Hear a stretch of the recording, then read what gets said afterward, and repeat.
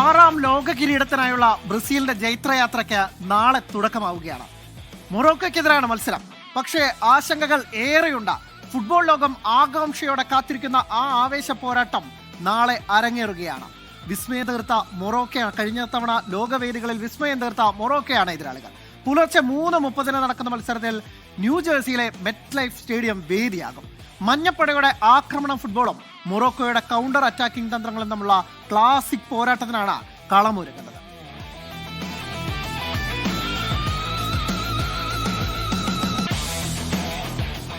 ഇതിനിടെയാണ് ബ്രസീൽ ആരാധകർക്ക് കനത്ത നിരാശ സമ്മാനിച്ചുകൊണ്ട് ആ വാർത്ത ഇന്ന് രാവിലെ വന്നത്.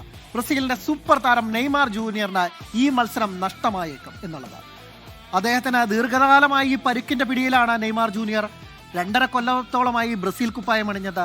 പക്ഷെ അദ്ദേഹത്തിനായുള്ള കാത്തിരിപ്പായിരുന്നു, അദ്ദേഹത്തെ ആ മഞ്ഞക്കുപ്പായത്തിൽ കാണാനുള്ള കാത്തിരിപ്പിലായിരുന്നു ആരാധകരുണ്ടായിരുന്നത്. പക്ഷേ ആ കാത്തിരിപ്പ് ഒന്നുകൂടി തുടരേണ്ടി വരും. നാളത്തെ മത്സരത്തിനുണ്ടാവില്ല. അടുത്ത തവണയെങ്കിലും അടുത്ത ആഴ്ച നടക്കുന്ന മത്സരത്തിലെങ്കിലും അദ്ദേഹം തിരിച്ചു വരുമെന്നാണ് പ്രതീക്ഷയെന്നാണ് പരിശീലകൻ കാർലോ ആഞ്ചലോട്ടി പറയുന്നത്.